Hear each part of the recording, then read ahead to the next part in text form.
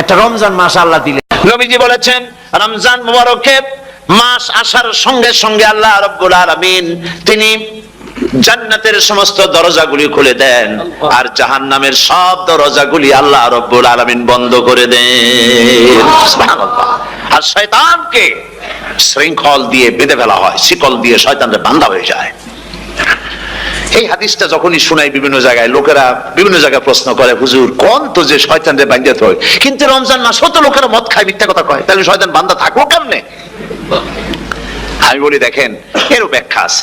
এর ব্যাখ্যা হলো এই, কোন কোন ঘড়ি আছে একবার চাবি দিলে 6 মাস চলে, আর একবার চাবি দিলে 2 বছর চলে, আবার চাবি দিলে লাইফ চলে যায়, এরকমের ঘড়িও আছে। কোন কোন মানুষের শয়তানে এমন চাবি দিছে যে চাবিতে 6 মাস চলে, কোনটায় 10 মাস চলে, কোনটায় বছর চলে। রোজার মাসেও যারা গুনাহ করে শয়তানে এমন চাবি দিছে যে রোজার মাসেও বন্ধ হচ্ছে না। এরা শয়তানের খপ্পরে পড়ে গেছে। আল্লাহ এই চাবি থেকে মুসলমানদেরকে হেফাজত করুন, বলি আমিন। জোরে বলেন আমিন। শয়তান থেকে পানাহ কেউ দিতে পারে না, কোন গভর্নমেন্ট পারবে না। ব্রিটিশ গভর্নমেন্ট পারবে নাকি? American government? কেউ পারবে না। শয়তান থেকে পানাহ দিতে পারে কেবলমাত্র কে? ওই আল্লাহ রাব্বুল আলামিন আমাদেরকে শিখায় দিয়েছেন, শয়তানের ওয়াসওয়াসা থেকে আমার কাছে পানাহ চাও। আউযু বিল্লাহি মিনাশ শাইতানির রাজিম। বিতাড়িত মরদুদ শয়তানের ওয়াসওয়াসা থেকে পানাহ চাই, আল্লাহর কাছে পানাহ চাও। আল্লাহ পাক বলেন আমি পানাহ দিতে পারি শয়তানের ওয়াসওয়াসা থেকে। শয়তান থেকে আশ্রয় একমাত্র সিকিউরড, নিরাপত্তা পেয়েছেন আল্লাহর পয়গম্বরেরা। সুবহানাল্লাহ। আম্বিয়া আলাইহিমুস সালাম তারা আল্লাহ কর্তৃক নিয়ন্ত্রিত, শয়তানের ক্ষমতা নাই পয়গম্বরদের কাছে যাওয়া। চতুর্সীমানার ভেতরে শয়তান প্রবেশ করে কোন নবীকে ওয়াসওয়াসা দিতে পারবে না, বলি সুবহানাল্লাহ। এই জন্য শয়তান থেকে বেঁচে যাওয়া, শয়তানের ওয়াসওয়াসা থেকে বাঁচা খুবই কঠিন। সেই জন্য আল্লাহ পাক বলছে শয়তানকে বেঁধে রাখা হয়, জান্নাতের সমস্ত দরজা খোলা, জাহান্নামের সমস্ত দরজা বন্ধ হয়ে যায়। এই নিয়ামতের মাস আমাদের সামনে। প্রত্যেকটি যখন কোন ওয়ার্কশপ হয়, তো ওয়ার্কশপের জন্য এক একটা কি বলে সিলেবাস থাকে। রমজান মুবারক একটা ওয়ার্কশপ। এই ওয়ার্কশপের মধ্যে একটা সিলেবাস আছে, সেই সিলেবাসের নাম হচ্ছে কোরআন। কোরআন কোরআন কোরআন নাজিলের মাসে আমরা কি কোরআন তেলাওয়াত করি? বলেন। রোজা হচ্ছে, হাদিস শরীফের মধ্যে বলা হয়েছে আস-সাওমু জুন্নাহ, রোজা হচ্ছে ঢাল। রোজা কি কোন তো? ঢাল বোঝেন তো? ঢাল কি? প্রোটেক্টর। আপনি জিহাদের ময়দানে, যুদ্ধের ময়দানে নিরাপত্তার জন্য বাইরের থেকে আক্রমণকে ভিড়াবার জন্য কি ব্যবহার করেন? ঢাল ব্যবহার করেন। রোজা হচ্ছে ঢাল, শয়তানের সমস্ত আক্রমণ থেকে বাঁচার জন্য রোজা হচ্ছে ঢাল।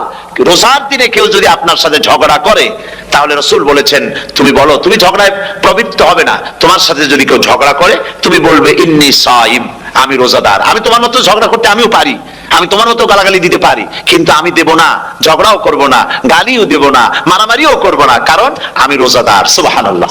রোজা আপনাকে গুনাহ থেকে বাঁচায় দেবে। দেখেন রোজা কিভাবে গুনাহ থেকে বাঁচায়। মিথ্যেবাদী সারাক্ষণ মিথ্যে কথা বলে, কিন্তু রোজার মাস আসছে।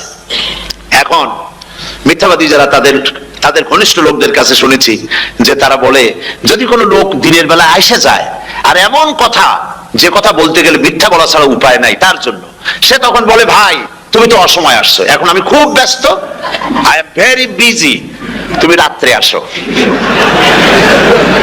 কথা বুঝতে পেরেছেন তো? রোজা হচ্ছে কি? রোজাটা কি বলে? ঢাল। কোন মেয়ে লোকের দিকে চোখ পড়লো, আহা আমি তো রোজাদার, চোখকে সাথে সাথে নিচে নামায় ফেললো। গানের আওয়াজ আসলো, আমি তো রোজাদার, সে গানটা শুনলো না। কাজী সমস্ত গুনাহ থেকে বাঁচার জন্য রোজা একটা বিরাট হাতিয়ার। সুবহানাল্লাহ।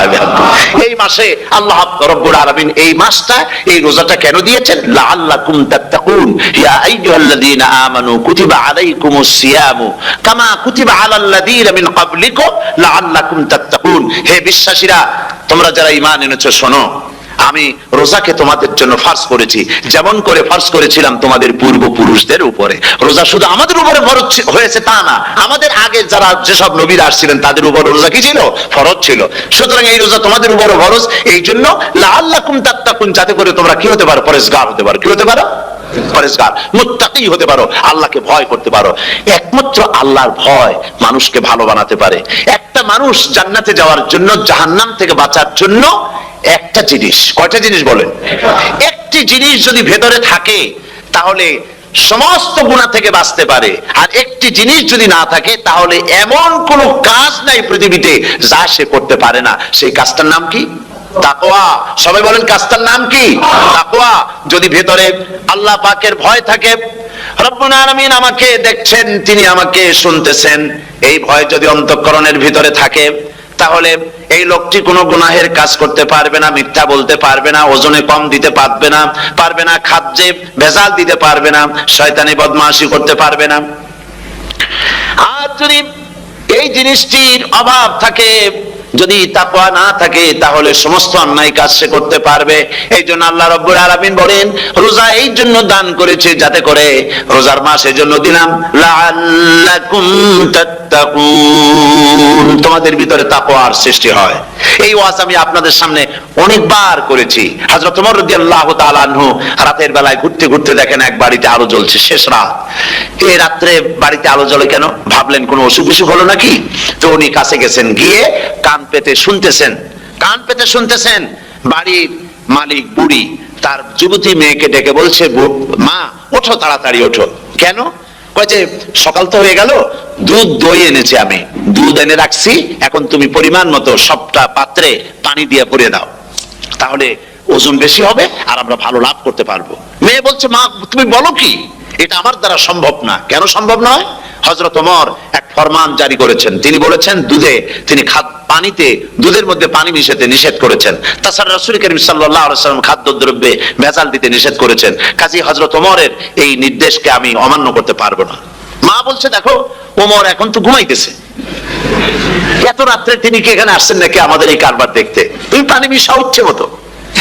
মেয়ে বলছে, মা হযরত ওমর ঘুমাতে পারেন, তার পুলিশেরা, তার গোয়েন্দা বিভাগের লোকেরা ঘুমাতে পারেন, হযরত ওমরের চোখকে ফাঁকি দেওয়া যাবে, হযরত ওমরের পুলিশকে ফাঁকি দেওয়া যেতে পারে, কিন্তু আল্লাহ রাব্বুল আলামিনের চোখকে ফাঁকি দেওয়া যাবে না। আমার পক্ষে সম্ভব নয়, আমি দুধে পানি মিশাতে পারবো না। হযরত ওমর রাদিয়াল্লাহু তাআলা চলে গেলেন, গিয়ে তার ছেলেকে ডেকে বললেন, ছেলে আমি তো এখন বুড়া হয়ে গেছি, আমার বিয়ের বয়স নাই, আমি একটা মেয়ের খোঁজ নিয়ে আসছি, যদি আমার বয়স থাকতো এই মেয়েটার আমি বিয়ে করতাম। সুবহানাল্লাহ, সুবহানাল্লাহ। এই মেয়েটা তুমি খোঁজ নাও, যদি বিয়ে না হয়ে থাকে তুমি প্রস্তাব দাও বিবাহের। কি সৌন্দর্য তিনি দেখলেন মেয়েটার মধ্যে, স্বাস্থ্য, রূপ, যৌবন, কি দেখলেন? তাকওয়া। জোরে বলেন না, কি দেখলেন? তাকওয়া। এই তাকওয়া তিনি দেখলেন। এই তাকওয়ার উপরে ভিত্তি করে আমিরুল মুমিনিন, অর্থাৎ পৃথিবীর প্রেসিডেন্ট, খলিফাতুল মুসলিমিন, আমিরুল মুমিনিন হযরত ওমর তার ছেলের জন্য পুত্রবধূ করে তাকে ঘরে নিয়ে আসলেন। সুবহানাল্লাহ। ফায়দা কি হলো? ফায়দা এই হলো, এই মেয়ের গর্ভে যে মেয়ে হলো, সেই মেয়ের গর্ভে ফারুকে সানি হযরত ওমর ইবনে আব্দুল আজিজ রাহমাতুল্লাহ আলাইহির মতো ফারুকে সানি আল্লাহ দান করে দিলেন। সুবহানাল্লাহ ওয়া বিহামদি। এটার নাম হচ্ছে তাকওয়া। এই তাকওয়ার ব্যাপারে হযরত ওমর রাদিয়াল্লাহু তাআলা আনহু তিনি হযরত কাব বিন উবাই রাদিয়াল্লাহু তাআলা আনহুকে জিজ্ঞেস করেছিলেন যে তাকওয়ার একটা ব্যাখ্যা আপনি কি আমাকে বলতে পারেন, তাকওয়ার ব্যাখ্যাটা কি? তিনি বলেন, হ্যাঁ পারি। কি ব্যাখ্যা? তিনি বলেন যে দেখুন, তাকওয়ার ব্যাখ্যা হচ্ছে এই যে সংকীর্ণ একটি রাস্তা, সরু ন্যারো একটা রোড, এই ন্যারো রোডের দুই দিকে আছে কাঁটাযুক্ত লতা পাতা, এই কাঁটাযুক্ত লতা পাতার মধ্য দিয়ে এই সরু রাস্তা দিয়ে আপনি যখন যাবেন তো কিভাবে যাবেন? হযরত ওমর বললেন, আমার জামা কাপড় এইভাবে খুব আটোসাটো করে আমরা যাব, যাতে করে গায়ের চামড়াও না ছেড়ে আমার জামাও যাতে না ছিঁড়ে যায়। হযরত কাব বিন উবাই রাদিয়াল্লাহু তাআলা আনহু বলছেন এটার নামই হচ্ছে তাকওয়া। এটার নাম কি? তাকওয়া। এটার নাম হচ্ছে তাকওয়া। দুনিয়ার অসংখ্য পাপের ভেতর থেকে আপনি চলে যাবেন, পাপ যেন আপনাকে স্পর্শ করতে না পারে, এটার নাম তাকওয়া। বাইন মাছ নিশ্চয়ই খেয়েছেন আপনারা, না লন্ডনে পাওয়া যায় না? পাওয়া যায়। এই বাইন মাছ যারা খেয়েছেন আপনারা, আমি জানি না আপনারা জানেন কিনা, বাইন মাছ কোথায় থাকে? পানিতে থাকে না কাদায় থাকে? মাশাআল্লাহ, বাইন মাছ থাকে কাদার মধ্যে। কিন্তু এই বাইন মাছ যারা ধরেছে তাদের মুখে শুনেছি আমি যে বাইন মাছ থাকে কাদায়, ওকে যখন ধরে টেনে বের করা হয় কাদার মধ্যে থেকে, এক ফোঁটা কাদা ওর গায়ে নাই।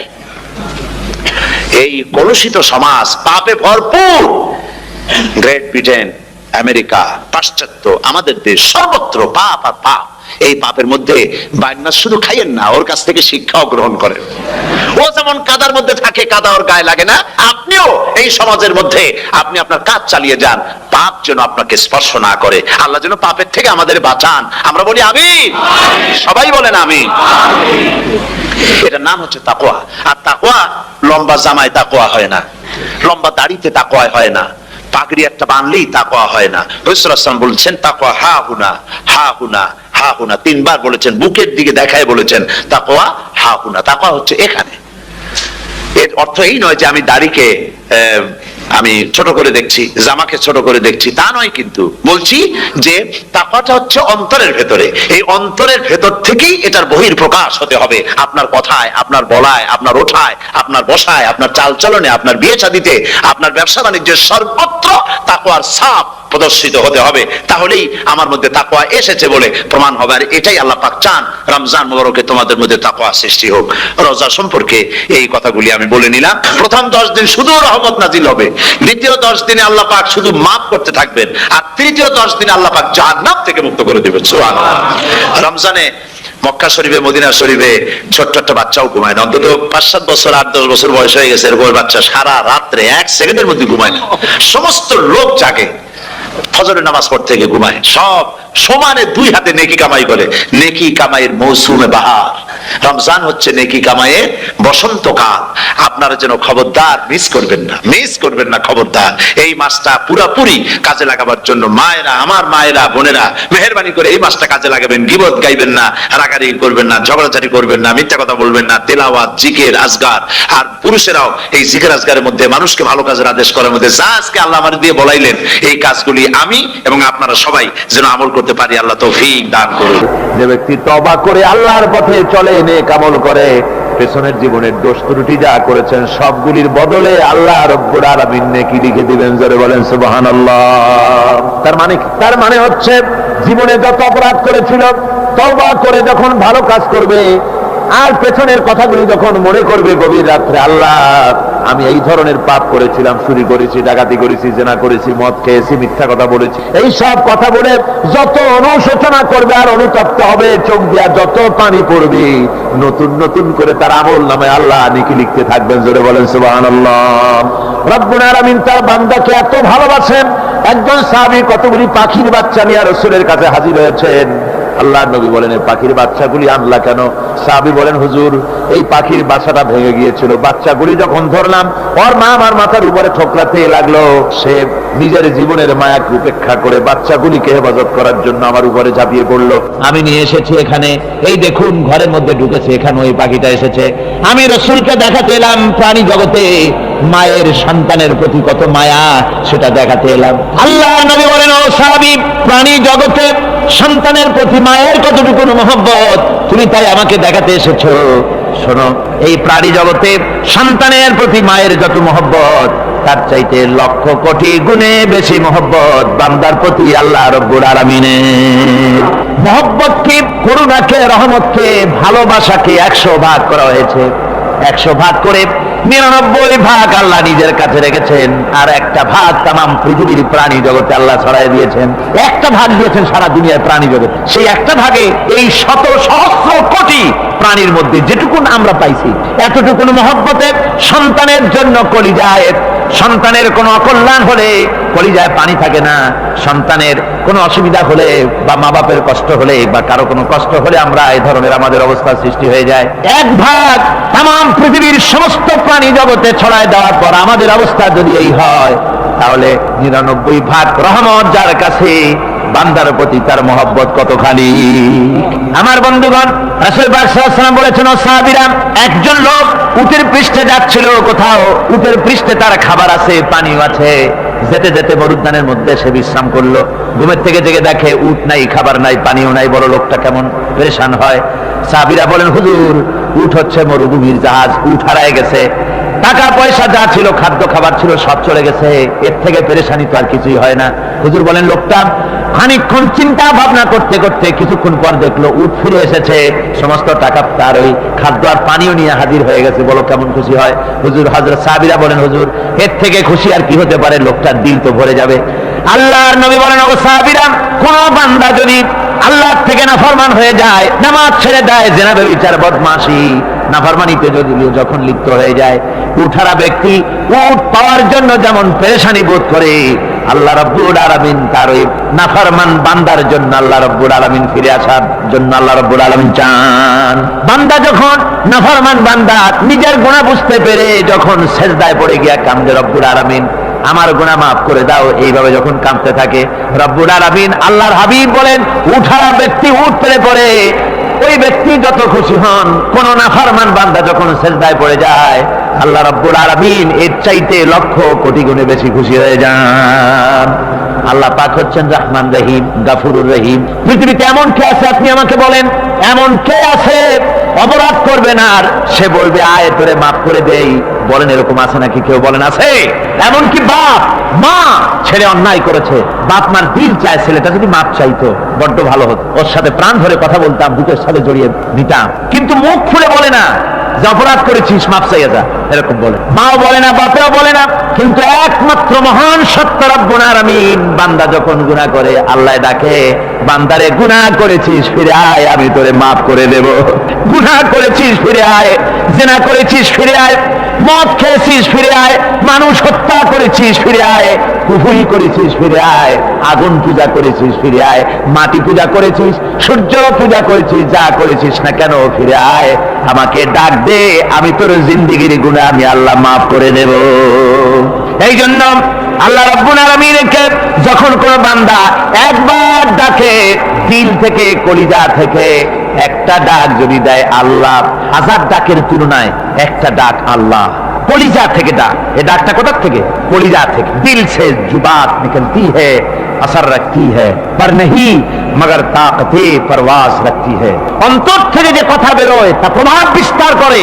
কলিজা থেকে যদি কেউ ডাক দেয় আল্লাহ, কলিজার একটা ডাক আলাদা না? বলেন আলাদা কিনা? কলিজা থেকে ডাক, বলেন না সবাই আল্লাহ। কলিজা থেকে একটা ডাক যদি কেউ ভাবে আল্লাহকে ডাক দেয় আল্লাহ, আল্লাহ রাব্বুল আলামিন বান্দা যখন একবার ডাক দেয়, আল্লাহ তখন 70 বার লাব্বাইক বলেন, 70 বার সাড়া দিয়া বলে বান্দা কি চাও, আমি তোর কাছে হাজির। কি চাস বল, আমার আমি মাফ করে দেব। সুতরাং আল্লাহ রাব্বুল আলামিন বলছেন আমার কাছে ক্ষমা চাও, মাফ চাও, আমার কাছে মাফ চাও, যত মাফ চাইবে আমি মাফ করে দেব। পৃথিবীতে এমন কেউ নাই যার কাছে বেশি চাইলে তিনি খুশি হবেন। আল্লাহ রাব্বুল আলামিন এমন এক সত্তা যার কাছে যত বেশি চাওয়া যাবে তিনি তত বেশি খুশি হবেন। হর হমেশা দেনে কো वो तैयार है, जो न मांगे उससे वो बेजार है। যত বেশি চাওয়া যায় আল্লাহর কাছে, আল্লাহ তত খুশি হন। আর যে ব্যক্তি চায় না আল্লাহর কাছে, আল্লাহ তার উপরে বেজার হয়ে যান। ওয়ামান তাবা ওয়া আমিলা সালিহান فإنه يتوب إلى الله متابا। আর যারা তওবা করে, নেক আমল করে, তার আল্লাহর দিকে ফিরে আসে, যেমনটি তার আশা উচিত তেমন ভাবে সে আল্লাহর কাছে ফিরে আসে, তার মানে হলো তওবা মাফ, তওবা কবুল করার জন্য, গুনাহ মাফ করার জন্য পৃথিবীতে কেউ নাই। আছে কেউ? গুনাহ কি কেউ মাফ করতে পারে? দুনিয়ায় কেউ পারে? আকাশে কেউ পারে? আল্লাহ ছাড়া কেউ গুনাহ মাফ করতে পারে? যদি মানুষ তওবা করে, রব্বুল আলামিন বলেন সে এমন ভাবে তওবা করে আল্লাহর কাছে ফিরে এসেছে যেখানেই তার আসা উচিত, এই জায়গা ছাড়া আর তার কোনো যাওয়ার জায়গা নাই। সুতরাং সে জায়গা মতো এসেছে, অনুতপ্ত এবং অনুশোচনা করেছে। আল্লাহ পাক এ ধরনের অনুতপ্তকারী, অনুশোচনাকারীকে রব্বুল আলামিন ক্ষমা করে দিয়ে থাকেন। ওয়াল্লাযীনা লা ইয়াশহাদুনা আয-যুর ওয়া ইযা মাররু বিল-লাগবি মাররু কিরামা। আর যারা মিথ্যার সাক্ষ্য হয় না, রহমানের বান্দা তারা যারা মিথ্যার সাক্ষ্য হয় না, এরা হচ্ছে ষষ্ঠ বৈশিষ্ট্য। আর তারা কোনো অনর্থক, কোনো নিরর্থক কোনো কাজ যদি দেখে, ঘটনা দেখে, সেখান থেকে তারা শরীফ মানুষের মতো, একেবারে নিতান্ত ভদ্র মানুষের মতো সেখান থেকে কেটে পড়ে। গান বাজনা হচ্ছে, নাটক হচ্ছে, অশ্লীলতা হচ্ছে, গালাগালি হচ্ছে, অনর্থক কোনো কাজ হচ্ছে, নিরর্থক কোনো অনুষ্ঠান কিছু একটা হচ্ছে, ওখান থেকে একটা ভদ্রলোকের মতো, যেমন কোনো দুর্গন্ধময় জায়গা থেকে মানুষ যখন যায়, নাকে রুমাল দিয়ে আস্তে করে সেখান থেকে পাশ কেটে চলে যায়, ঠিক কিনা? ঠিক ওইভাবে করে আল্লাহ পাক বলছেন আমার মুমিন বান্দারা এই ধরনের কোনো অনর্থক, নিরর্থক যে কাজের মধ্যে কোনো পরকাল নাই, আল্লাহ নাই, দুনিয়ার মানুষের স্বার্থ নাই, দেশের স্বার্থ নাই, রাষ্ট্রের স্বার্থ নাই, জনগণের স্বার্থ নাই, এই ধরনের সমস্ত গাল, গপ্প, নাটক, উপহাস এই ধরনের মজা, এই ধরনের অনুষ্ঠান যখন দেখে, আমার মোমেন বান্দারা সেখানে দাঁড়ায় না। ময়লার কাছ থেকে নাকে রুমাল দিয়ে মানুষ যেমন চলে যায়, এই লোকটি তখন অত্যন্ত ভদ্রের মতো আস্তে করে পাশ কেটে বেরিয়ে যায়। ওয়াল্লাযীনা ইযা যুক্কিরু বিআয়াতি রাব্বিহিম লাম ইয়াখিরু আলাইহা সাম্মান ওয়া উমিয়ানা। আর আমার বান্দাদের 7 নম্বরের, রহমানের বান্দা, খাঁটি বান্দা যারা, তাদের 7 নম্বরের বৈশিষ্ট্য হচ্ছে এই যে ওই সমস্ত বান্দারা তাদের কাছে যখন আমার আয়াতকে শোনানো হয়, আমার কোরআন তেলাওয়াত করে আমার আয়াত করে যখন নসিহত শোনানো হয়, তখন তারা বোবার মতো বধিরের মতো বসে থাকে না। তারা বুঝতে পেরেছেন? রহমানের খাঁটি বান্দা যারা, তাদের কাছে কোরআনের কথা ওয়াজ করে যখন শোনানো হয়, আল্লাহর কালাম যখন শোনানো হয়, আয়াত পড়ে পড়ে যখন নসিহত শোনানো হয়, লাম ইয়াখিরু আলাইহা সুম্মান ওয়া উমিয়ানা, তখন ওই ব্যক্তি অন্ধ এবং বধিরের মতো চুপ করে বসে থাকে না, বরং আমল করা শুরু করে দেয়। জোরে বলেন সুবহানাল্লাহ। যখন সে জানলো যে এগুলি হলো আল্লাহর বিরোধী কাজ, এগুলি আল্লাহর কাজ, আল্লাহ রসুলের কাজ, তখন তা পালন করা শুরু করে দেয়। এই 5 দিন ধরে কোরআনের যে কথাগুলি হলো, এই কথাগুলি শোনার পর আপনারা কি বসে থাকবেন? বসে থাকবেন? যারা বসে থাকবে, এইগুলি শোনার পরে আল্লাহ তাদেরকে বলেছেন এরা হলো অন্ধ, এরা হলো বধির, এরা হলো বোবা। আমরা আল্লাহর এই যে কথা, আমরা কি অন্ধ আর বধির আর বোবা হবো নাকি? আমরা হবো না? আমরা অন্ধ নয়, বধির নয়, বোবা নই, বরং আল্লাহ যা বলেছেন, যা শুনলাম সামি'না ওয়া আতানা, এই 5 দিন ধরে যা শুনলাম আল্লাহর কথা, কার কথা শুনলাম? আর সমস্ত কথা আমরা আমল করবো। জোরে কোন আমিন। আল্লাহ যেন কবুল করেন। জোরে কোন আমিন। আমল করা কি? বসে না থাকা কি? বসে না থাকা হচ্ছে যা শুনলাম, আল্লাহর যা ফরজ, যা হুকুম, তা মানবো। আল্লাহ যা নিষেধ করেছেন তার থেকে ফিরে থাকবো, এটাই হলো কাজ। এরপরে রব্বুল আলামিন বলেন, ওয়াল্লাযীনা ইয়াকুলুনা রাব্বানা হাব লানা মিন আজওয়াজিনা ওয়া যুররিয়্যাতিনা কুররাতা আয়ুনিন ওয়াজআলনা লিল মুত্তাকিনা ইমামা। রহমানের বান্দা 8ম নম্বর এবং শেষ নাম্বার হচ্ছে এটা বৈশিষ্ট্য এই যে তারা রহমানের যারা খাঁটি বান্দা, আল্লাহর যারা খাঁটি বান্দা, তারা রব্বুল আলামিনের কাছে মুনাজাত করে, আমার রব, আয় আমার আল্লাহ, হাবলানা মিন আজওয়াজিনা ওয়া যুররিয়াতিনা, আমাদের এবং আমাদের স্ত্রীদের আর আমাদের সন্তানদেরকে তুমি দয়া করে আমাদের চক্ষুর শীতলতা বানায় দাও। জোরে বলেন আমিন। ওয়াজআলনা লিল মুত্তাকিনা ইমামা, আর আমার এই সন্তানদেরকে তুমি মুত্তাকিদের ইমাম বানায় দাও। শুধু মুত্তাকি বানায়ও না, মুত্তাকিদের নেতা বানায় দাও। জোরে বলেন সুবহানাল্লাহ। এই কথা, এই সূরাটা, এইটা তখনকার কথা যখন এই মুমিনদের মক্কি সূরা, তো এটা যখন মক্কা শরীফে দেখা গেল যে মুসলমানেরা, যিনি ইসলাম কবুল করেছেন তার বাপ কাফের, যিনি ইসলাম কবুল করেছেন কারো বাপ কাফের, কারো মা কাফের, কারো সন্তান কাফের, কারো মেয়ে কাফের, কারো জামাই কাফের, সব প্রিয়জনেরা কুফরি হালতে আছে। আর এগুলি দেখে তাদের চক্ষুর মধ্যে কাঁটা বিঁধতেছিল, চক্ষু জর্জরিত হয়ে যাচ্ছিল। নিজের সন্তানের চেহারা যত ভালো হোক, সন্তান যতই শিক্ষা দীক্ষা থেকে যতই উন্নত আর ভালো হোক না কেন, সে যদি জাহান্নামের দিকে অগ্রসর হতে থাকে, কোন নেককার ইমানদার পিতার মনে তার সান্ত্বনার কারণ হতে পারে না। সে তখন আল্লাহর দরবারে, আল্লাহ পাক বলেন, ওই মুমিন বান্দারা আমার কাছে দোয়া করে যে রব্বুল আলামিন আমার সন্তানদেরকে, আমার স্ত্রীদেরকে আমার চক্ষের শীতলতা বানাও, তাদের আমল আখলা কেমন বানাও, যাতে আমাদের চক্ষু ঠান্ডা হয়ে যায়। জোরে বলেন আমিন। জোরে বলেন আমিন। সন্তানদের জন্য আল্লাহর কাছে দোয়া করতে হবে। আপনারা দেখেন, চোখের সামনে দেখতে পাচ্ছেন সন্তান সিনেমায় যাচ্ছে, সন্তান নামাজ পড়ে না, সন্তান রোজা রাখে না, সন্তান মানুষের তৈরি করা মতাদর্শের পেছনে স্লোগান দিচ্ছে, দৌড়াচ্ছে, আর আপনি পিতা হয়ে তাকে ঠেকাচ্ছেন না। ওই ছেলে তো জাহান্নামে যাচ্ছে, আপনার দরদ হওয়া উচিত, ওই ছেলেকে ফিরানো দরকার, আর আল্লাহর কাছে দোয়া করা দরকার। আমার বন্ধুগণ, দোয়া আল্লাহ নিজেই শিখাই দিচ্ছেন, দোয়া করো। পড়েন আমার সাথে, রব্বানা হাব লানা মিন আজওয়াজিনা ওয়া যুররিয়্যাতিনা কুররাতা আয়ুনিন ওয়াজআলনা লিল মুত্তাকিনা ইমামা।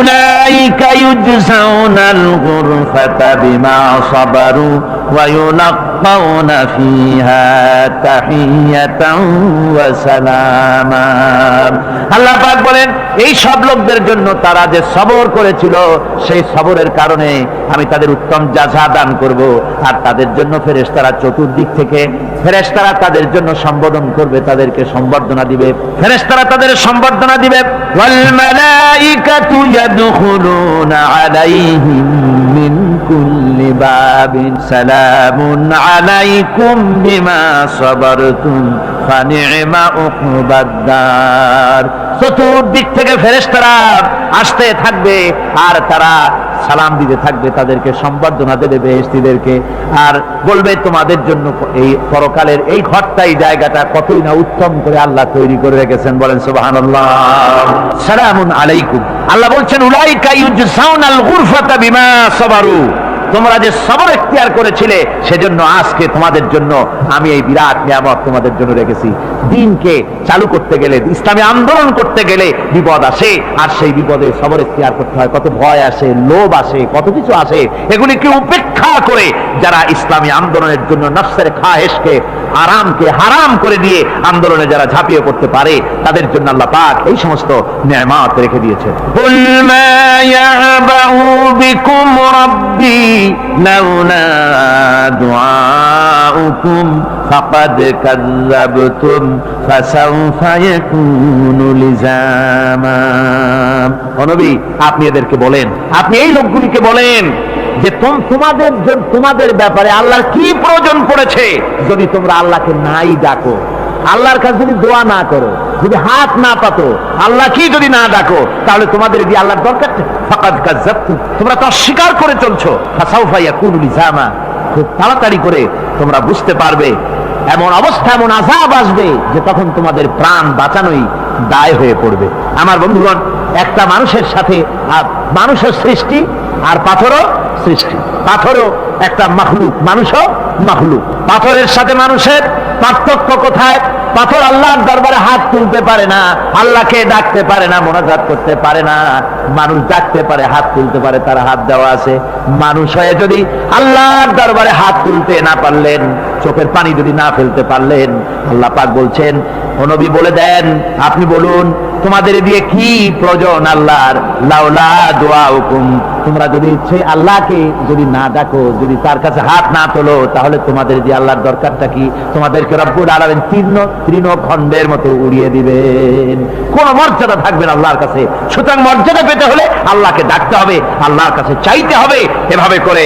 আল্লাহ পাক তার বান্দাদেরকে নির্দেশ করছেন আমার বন্ধুগণ এই মোট 8টি বৈশিষ্ট্য ইসলামের আপনার মোমেন বান্দাদের জন্য রহমানের খাঁটি বান্দাদের জন্য এই 8টি বৈশিষ্ট্য আল্লাহ পাক দান করেছেন এই 8টি বৈশিষ্ট্য যেন আল্লাহ পাক আমাদের মধ্যে দান করে দেন জোরে বলেন আমিন আরো জোরে বলেন আমিন 8টি বৈশিষ্ট্যের জন্য আল্লাহ পাক বেহেশত রেখেছেন 8টি বেহেশত কয়টি এই 8টি বেহেশতের দরওয়াজা আল্লাহ যেন আমাদের জন্য কিয়ামতে খুলে দেন জোরে কোন আমিন আমার ভাইরা আল্লাহ রাব্বুল আলামিন এই কোরআন যে নাজিল করেছিলেন এই কোরআন দিয়ে এই ধরনের নৈতিক গুণে গুণান্বিত একটা জনসমষ্টি তৈরি করেছিলেন আল্লাহর হাবিব জনাব মুহাম্মদ রাসূলুল্লাহ সাল্লাল্লাহু আলাইহি ওয়াসাল্লাম আর সেই জনসমষ্টি দিয়ে রাসূল পাক সাল্লাল্লাহু আলাইহি ওয়াসাল্লাম একটি ইসলামী কল্যাণমূলক রাষ্ট্র তৈরি করেছিলেন রাসূলুল্লাহ কি করেছিলেন একটা রাষ্ট্র এই যা বললাম এই 5 দিন ধরে যা বললাম এই সব গুণাবলী দিয়ে এই সব বৈশিষ্ট্য দিয়ে রাসূলুল্লাহ একটা জনগোষ্ঠী তৈরি করেছিলেন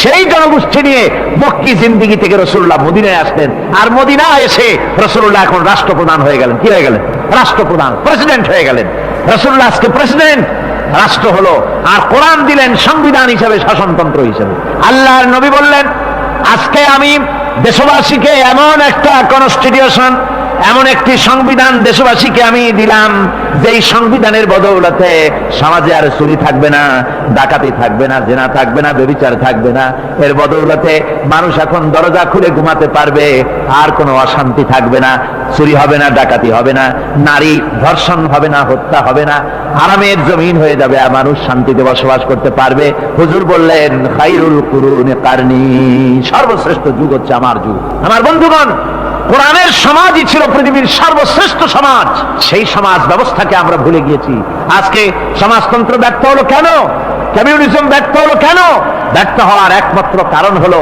তারা মানুষকে খেতে দিতে পারে নাই, পড়তে দিতে পারে নাই।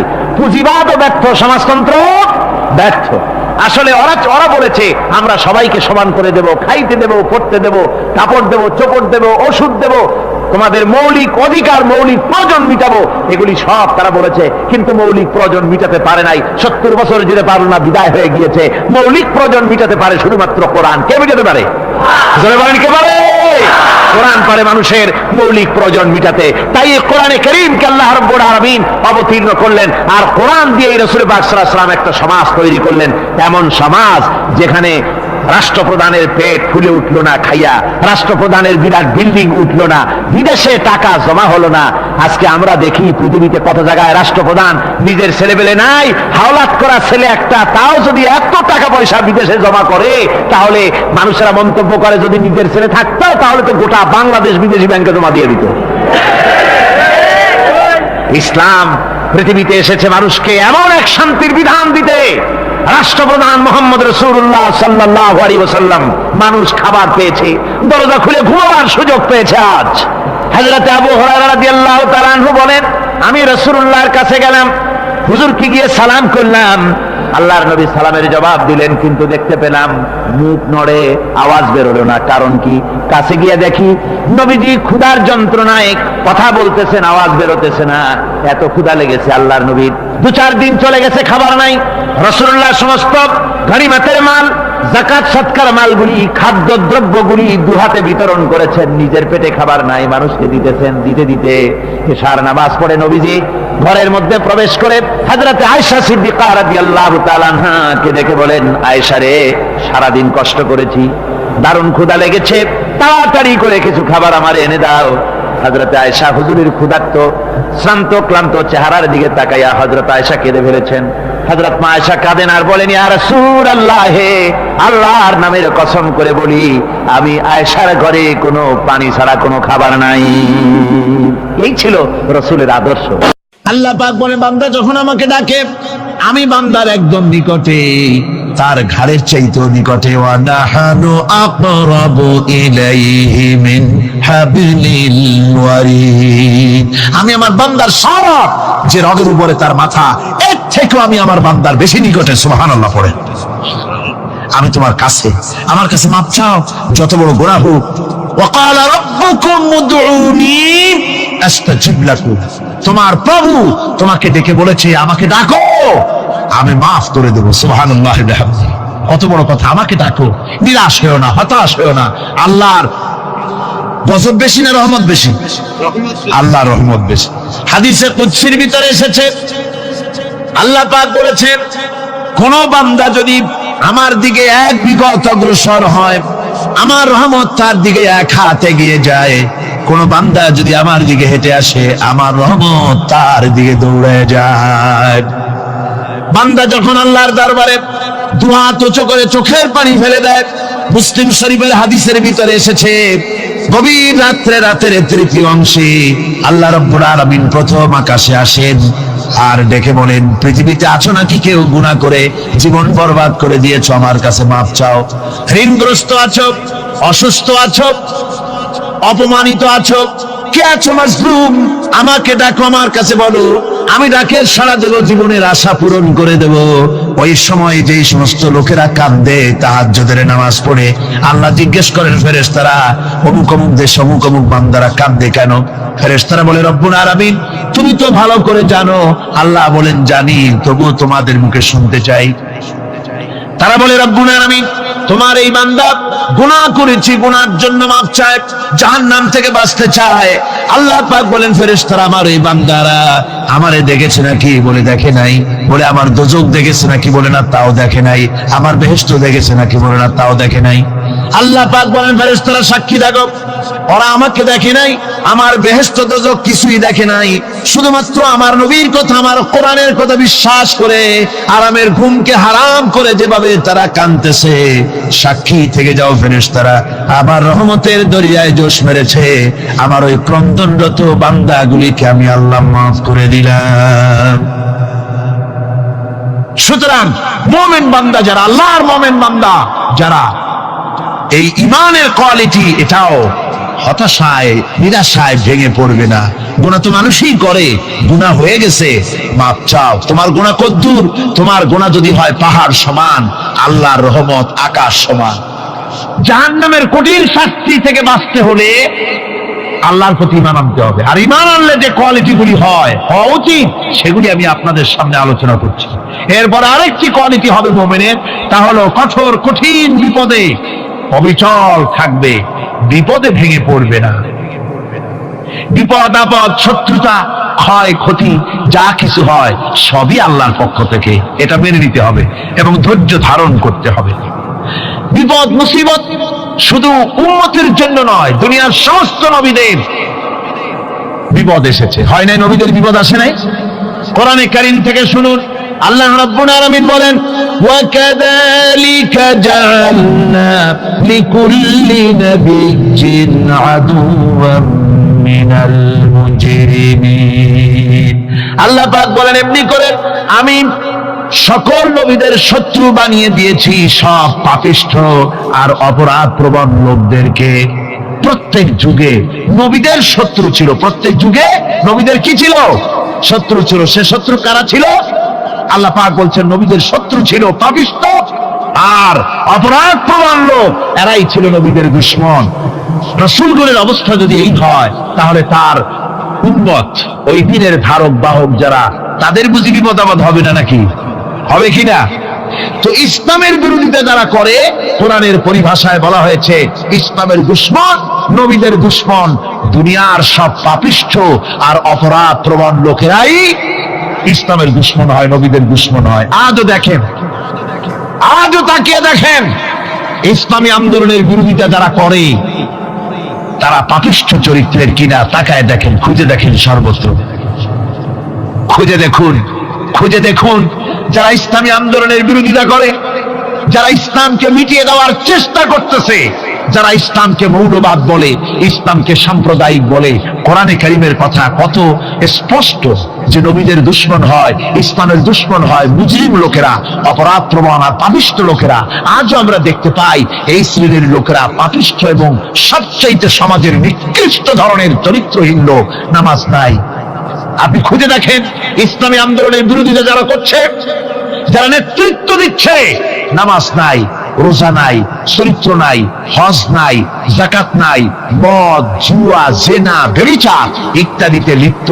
চেহারা দেখলে ছেলেপেলেরা 2 গ্লাস পানি খায় ভর ছোটে। কথা ঠিক কিনা কয়? এই হলো অবস্থা। মারে কেন? মুমিনদেরকে, পয়গম্বরদেরকে, সাহাবীদেরকে এবং ঈমানদারদেরকে মারে কেন? তার কারণ হচ্ছে আল্লাহ রাব্বুল আলামিন বলেছেন, ওয়া মা নাকামু মিনহুম ইল্লা আইয়ুমিনু বিল্লাহিল আজিজিল হামিদ। কাফিররা ঈমানদার লোকদেরকে অন্য কোন অপরাধী নির্যাতন চালায় না, নির্যাতন চালায় শুধু এই কারণে যেহেতু মুমিন লোকেরা পরাক্রমশালী, আল্লাহ রাব্বুল আলামিনের দ্বীনকে কায়েম করতে চায়, তার উপরে ঈমান এনেছে, এই কারণেই তারা মারে। ঠিক কিনা কর? যুগে যুগে নবীদের উপরে, সাহাবীদের উপরে যে অত্যাচার হয়েছে, সেই অত্যাচার এই কারণেই হয়েছে, অন্য কোনো কারণে নয়। এই কঠিন বিপদে অবিচলতা এবং ধৈর্যের দৃষ্টান্ত নবীগণ পেশ করেছেন পৃথিবীর বুকে। আমরা দেখেছি ইব্রাহিম আলাইহিস সালামকে আগুনে ফালানো হয়েছে, আছে না কোরআন শরীফে? আমি কিন্তু গল্প করতেছি না, সব কোরআনের কথা। কিসের কথা? ইব্রাহিম আলাইহিস সালামকে আগুনে ফালানো হচ্ছে। অপরাধ কি? অপরাধ হচ্ছে হযরত ইব্রাহিম আলাইহিস সালাম দাওয়াত দিয়েছেন, লা ইলাহা ইল্লাল্লাহ। জোরে পড়েন, লা ইলাহা ইল্লাল্লাহ, লা ইলাহা, লা ইলাহা ইল্লাল্লাহ মুহাম্মাদুর রাসূলুল্লাহ। হযরত ইব্রাহিম আলাইহিস সালাম দ্বীনের দাওয়াত দিয়েছেন, এক আল্লাহর দাওয়াত দিয়েছেন, ঈমানের দাওয়াত দিয়েছেন। আর কোন অপরাধ ছিল না।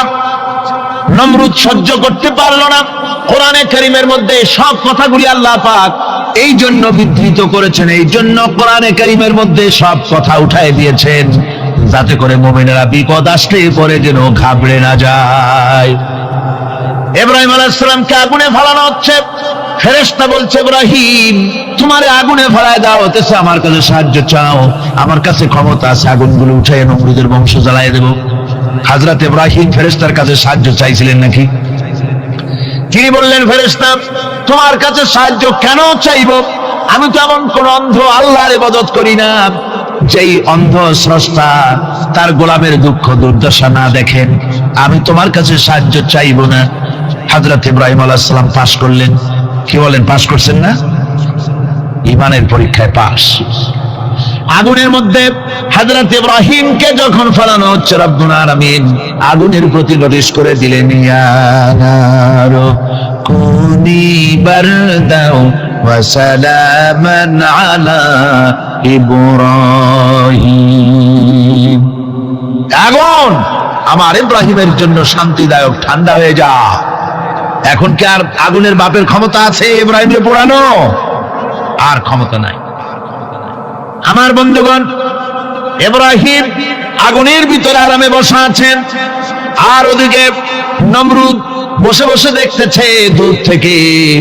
ইব্রাহিম তো জ্বলে না, গায়ের মধ্যে আগুন জ্বলে গেল। ডাক দিয়া কয়, আগুন তোর হলো কি? কেন জ্বালাইতে পারিস না আমার দুশমন রে? হলোটা কি তোর? তোর কি জ্বালানো শক্তি বন্ধ হয়ে গেল নাকি? আগুনের ভিতর থেকে জবাব এলো, নমরুদ রে, আমার ভিতরে জ্বালানো শক্তি আছে কি নাই যদি প্রমাণ করতে চাও, টেস্ট করতে চাও, তুই নিজে আয়, তোরে শুদ্ধ তামাম দুনিয়া জ্বালাই দিতে পারি, ইব্রাহিমের এক গাছা পশম জ্বালাই দিতে পারি না। তার কারণ হচ্ছে আমি হচ্ছি মাখলুক, আল্লাহ হচ্ছেন খালিক। আল্লাহ আমাকে বলেছেন না জ্বালাতে, তুমি 1000 বার বললেও আমি ইব্রাহিমকে জ্বালাইতে পারবো না। কোরআনে কারিমে ঘটনা বলে মুমিনদেরকে সাহস দেওয়া হচ্ছে, মুমিনেরা দ্বীনের কাজ করতে গিয়ে বিপদ আবাজ আসবে, ঈমানের দাবি হলো বিপদ আসবে, আর বিপদ আসলে ঘাবড়ায় যেও না, মুসিবতে পড়ে চিন্তায় পেরেশানে হয়রান হয়ে যেও না। বিশ্বকবি আল্লামা ইকবাল কি সুন্দর করে বলেছেন, আজ ভি হোক জু ইব্রাহিম কা ইমা पैदा आग कर सकती है एक अंदाज गुलिस्तां पैदा। ইব্রাহিমের ঈমান যদি আজিও কোথাও হয় বিদ্যমান, করতে পারেন অগ্নিকুণ্ডে খুবসুরত এক গুলিস্তান। আজও যদি আগুনের ভিতরে কোন নমরুদ কোন ইব্রাহিমকে যদি ফেলে দেয়, আল্লাহ রাব্বুল আলামিন আজও আগুনকে ফুলের বাগান বানায়া দিবেন। সুবহানাল্লাহ। ভয় পাওয়ার কারণ নাই, চিন্তা করার কোনো কারণ নাই। আমার বন্ধুগণ, হযরতে হুদ আলাইহিস সালামকে যখন সমাজের লোকেরা, রাষ্ট্রের লোকেরা ঘিরে ফেলে দিল, সমাজ শক্তি, রাষ্ট্র শক্তি যখন তাকে ঘিরে ফেলে দিল, ষড়যন্ত্রের পাহাড় তুলে দিল, তারে মেরে ফেলে দিবে, হযরত হুদ দেশ থেকে তা পালায় গেলেন না, ভয় পেলেন না। হযরতে হুদ আলাইহিস সালাম বললেন, কোরআনে কারীমে হযরত হুদের কথা কোট করা হলো, ফাকিদুনি জামিআন সুম্মা লা তুনজিরুন। সম্মিলিতভাবে ষড়যন্ত্র করো আমার বিরুদ্ধে, সবাই মিলে ষড়যন্ত্র করো, সুম্মা লা তুনজিরুন, আর আমাকে এতটুকু অবকাশ তোমরা দিও না। ইন্নী তাওয়াক্কালতু আলাল্লাহি রাব্বি ওয়া রাব্বিকুম, আমি ভরসা করেছি সেই আল্লাহর উপরে যার কুদরতি হাতের ভেতরে, যিনি আমাদের রব তোমাদেরও রব, আর যার কুদরতি হাতের ভিতরে তামাম পৃথিবীর জানগুলি যার হাতে, সে আল্লাহর উপরে ভরসা করেছি। ষড়যন্ত্র যদ্দূর আছে করতে থাকো, আমি ষড়যন্ত্র পরোয়া করি না। সুবহানাল্লাহ। এটাই হলো মুমিনের কোয়ালিটি। শুধু ঈমান, লা ইলাহা ইল্লাল্লাহ মুহাম্মাদুর রাসূলুল্লাহ, গরু গোশত খাই, আর রবিউল মাস আসতে পরে ইয়া নবী সালাম আলাইকা, ইয়া রাসূল সালাম আলাইকা, তারপরে গরম গরম জিলাপি আর রসগোল্লা খাইলাম খুব বেশি করিয়া, এর নাম মুমিন নয়। মুমিন হচ্ছে তার চলায় ফেরায়, ওঠায় বসায় সাহসিকতার তার এক আন্দাজ তৈরি হবে সে। আমার ভাইয়েরা, বিপদে অবিচলতা আমাদেরকে পয়গম্বরেরা শিক্ষা দান করেছেন। আমরা দেখতে পেয়েছি বিশ্বনবী জনাবে মুহাম্মদুর রাসূলুল্লাহ সাল্লাল্লাহু আলাইহি ওয়াসাল্লাম হিজরতের রাত, কাফেররা চতুর্দিকে দাঁড়ানো, হযরত জিবরাইল এসে বলেন, ইয়া রাসূলুল্লাহ, কাফেরেরা চতুর্দিকে ঘিরে দাঁড়িয়েছে, গভীর রাত, এখন হাতে তাদের তরবারি, সকাল হলে পরেই তারা আপনাকে মেরে ফেলে দিবে, তাড়াতাড়ি ওঠেন, মদিনার দিকে চলে যান। আল্লাহ নবী ঘুমের থেকে জেগে হযরত আলীকে ডেকে বলেন, আলী, আল্লাহ অর্ডার করেছেন আমি মদিনায় চললাম, আমার বিছানার পরে আমার চাদর গায়ে দিয়ে শুয়ে থাকো। হযরত আলী বলেন, আল্লাহর হাবিব, আপনার চাদর গায়ে দিয়ে ঘুমিয়ে থাকবো, সকালবেলায় কাফির বেঈমানেরা আপনার বিছানার পরে আপনার চাদর গায়ে দেওয়া অবস্থায় আমি আলীকে তারা মুহাম্মদ মনে করবে, আর আমি আলীকে নবী মনে করে তারা তাদের তরবারি দিয়া কেটে কেটে টুকরা টুকরা করে আমারে বিদায় করে দেবে দুনিয়া থেকে। এতটুকুনো পরোয়া করি না, বরং আমার দিলের মধ্যে এটাই তৃপ্তি থাকবে যে আমি আলীর জীবনের বিনিময় আল্লাহর হাবিব দুনিয়ায় বেঁচে আছেন। যে ব্যক্তি বিদ্রোহ করেছে এবং দুনিয়ার জীবনকে অগ্রাধিকার দিয়েছে, তার জায়গা হচ্ছে জাহান্নাম। জোরে বলেন নাউজুবিল্লাহ। যে ব্যক্তি আল্লাহর সঙ্গে বিদ্রোহ করেছে আর পরকালের জন্য পাথর জোগাড় করে নাই, দুনিয়াকে অগ্রাধিকার দিল, পরকালকে ভুলে গেল, তার জায়গা হলো জাহান্নাম। وَأَمَّا مَنْ خَافَ مَقَامَ رَبِّهِ وَنَهَى النَّفْسَ عَنِ الْهَوَى فَإِنَّ الْجَنَّةَ هِيَ الْمَأْوَى। আর যে ব্যক্তি আপন প্রভুর সামনে উপস্থিত হওয়াকে ভয় করেছে এবং আপন প্রবৃত্তিকে লালসা মুক্ত করেছে, লালসার হাত থেকে রক্ষা করেছে, আল্লাহ রব্বুল আলামিন কিয়ামতের দিন তার জন্য রেখে দিয়েছেন জান্নাত। তার জন্য কোন জায়গা? জান্নাত। আমাদেরকে পরকাল ভিত্তিক জীবন যাপন যদি করি, তাহলে কবরের জবাবগুলি খুব আসান হবে। আর যদি পরকাল ভিত্তিক জীবন যাপন না হয়, কবরটা মুসিবত হয়ে যাবে। হযরত ওসমান রাদিয়াল্লাহু তাআলা আনহু কবরের কাছে গিয়ে খুব কাঁদতেন।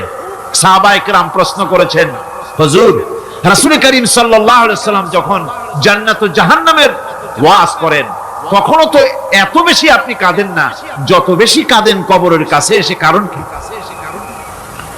হযরত ওসমান রাদিয়াল্লাহু তাআলা আনহু বলতেন, আমার সাথীরা, আমি আমার হাবিবের কাছে, আল্লাহ রাব্বুল আলামিনের রাসূলের কাছে আমি শুনেছি এই কবরটাই হলো প্রথম স্টেশন, এই কবরটাই হলো প্রথম ইমিগ্রেশন কাউন্টার।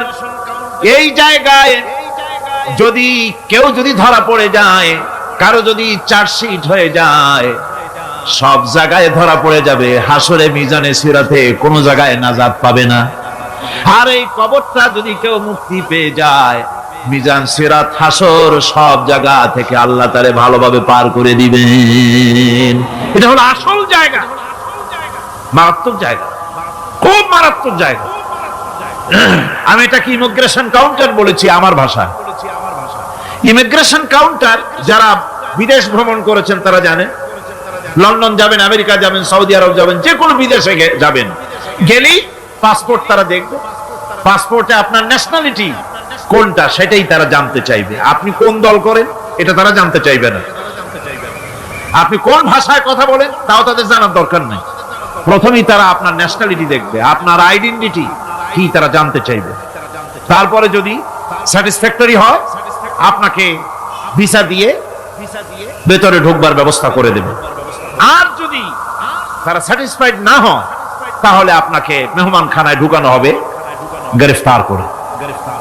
কবর হচ্ছে এ ধরনের একটি ইমিগ্রেশন কাউন্টার। কবরের ভিতরে মানুষ যখনই রাখা হবে, সঙ্গে সঙ্গে দুজন ফেরেশতা আসবে। কবরের কাছে যারা এসেছিল, দাফন হয়ে যাওয়ার পর এই লোকগুলি 40 কদম যেতে যতক্ষণ লাগে, এর মধ্যেই দুজন ফেরেশতা এসে যাবে। এসে জিজ্ঞেস করবে, মান রব্বুকা, তুমি কোন দল করতে? ওটা তাদের জানার দরকার নেই। চাকরি কিসে করতেন ওটা জানার দরকার নেই। ব্যবসা করতেন না চাকরি করতেন, প্রয়োজন নেই। প্রথমেই জিজ্ঞাসা করা হবে ন্যাশনালিটি, প্রথমেই জিজ্ঞাসা করা হবে তার ন্যাশনালিটি সম্পর্কে, তার আইডেন্টিটিটা কি, এবং সেটাকে সত্যায়িত করার জন্য, বোঝার জন্য 3টি প্রশ্ন। প্রথম প্রশ্ন, মান রব্বুকা ওয়া মা দীনুকা ওয়া মান নাবিয়্যুকা, তোমার রব কে, তোমার দ্বীন কি, তোমার নবী কে। যদি এই ব্যক্তি বেঈমান হয়, মুনাফিক হয়, সে বলবে হায় হাতা লা আদরি, হায় হাতা লা আদরি, জানি না আমার রবকে আমি জানি না। তোমার দিন কি? দিন কারে কয় বুঝি না।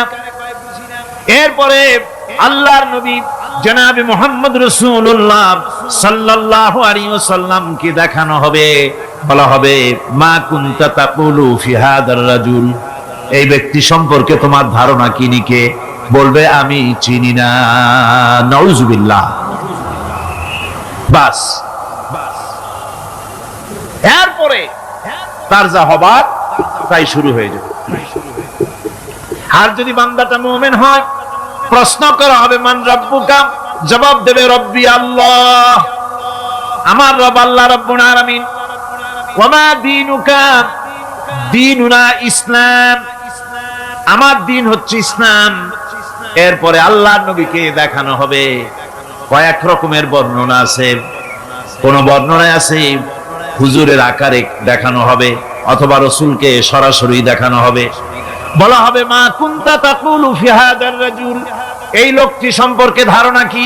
মুমিন ব্যক্তি বলবে হাদা নবিয়ুনা মুহাম্মাদুর রাসূলুল্লাহ সাল্লাল্লাহু আলাইহি ওয়াসাল্লাম, ইনি আমার তো সেই নবী মুহাম্মাদুর রাসূলুল্লাহ সাল্লাল্লাহু আলাইহি ওয়াসাল্লাম। আমরা যেন এই রকমের জবাব দিতে পারি, আল্লাহ কবুল করো। সকলে জোরে বলেন আমিন। জবাব হয়ে যাওয়ার পর গায়ব থেকে আওয়াজ আসবে ফাফরিশু বিল জান্নাতি ওয়ালবিসু বিল জান্নাহ, ও আমার ফেরেশতারা আমার এই বান্দাকে জান্নাতের পোশাক পরায়া দাও আর কবরটাকে জান্নাতের বিছানা বিছায়া দাও। জান্নাতের পোশাক পরায় দাও, জান্নাতের বিছানা বিছায়া দাও। ইলা মাদ্দা বাসারিহি, তার চোখের দৃষ্টি যত দূর যায় কবরটা ততটা প্রশস্ত করে দাও। এরপর বেহেশতের পোশাক পরাইয়া বেহেশতের বিছানা বিছায়া ফেরেশতা বলবে নম কানাউমুল উরুস, ঘুমিয়ে যাও। দুলামিয়া যেমন বাসর সজ্জায় নতুন বউ নিয়ে আরামে ঘুমায়, এরকম আরামে ঘুমায় যাও। ইলা ইয়াউমিল কিয়ামা, কিয়ামত পর্যন্ত ঘুমায় থাকবে, আরামে ঘুমিয়ে থাকবে। এরপরে সিংহায় ফুৎকার হবে, সিংহার ফুৎকারের আওয়াজে তার ঘুম ভেঙে যাবে। বলবে ইয়া ওয়াইলানা মান বাআসানা মিন মারকাদিনা, হায় আফসোস, আমার এত আরামের ঘুম থেকে কে আমাকে জাগ্রত করলো, আমার ঘুমটারে নষ্ট করলো কে? আওয়াজ আসবে হাদা মা ওয়াদার রহমান ওয়া সাদাকাল মুরসালুন, এটা হচ্ছে রহমানের সেই ওয়াদা, আর মুরসালিনরা নবীরা সত্য কথাই বলেছিলেন, সেই কিয়ামত অনুষ্ঠিত হচ্ছে। আমার বন্ধুগণ, সেজন্য এই দুনিয়ার মোহে পড়ে থাকলে পরে দুনিয়ায় যারা অগ্রাধিকার দিবে দুনিয়াকে পরকালের তুলনায়, জবাব দিতে পারবে না কবরের ভিতরে গিয়া। আর যারা পরকালকে অগ্রাধিকার দিবে, দুনিয়ার চাইতে পরকালকে বেশি অগ্রাধিকার দেবে, আর আল্লাহর ভয় কলিজার ভিতরে রাখবে, কবরের জবাব সঠিকভাবে দিতে পারবে, কিয়ামতের দিন আল্লাহ রাব্বুল আলামিন তাদের জন্য জান্নাত দান করবেন। জোরে বলেন আমিন। দুনিয়াটা হচ্ছে দুনিয়া যেখানে আমরা আছি। আমি আগেই বলেছি দুনিয়া হচ্ছে আদনা শব্দ থেকে এর উৎপত্তি হয়েছে। তুচ্ছ, নিকৃষ্ট, এটার দাম নাই, এটার মূল্য নাই।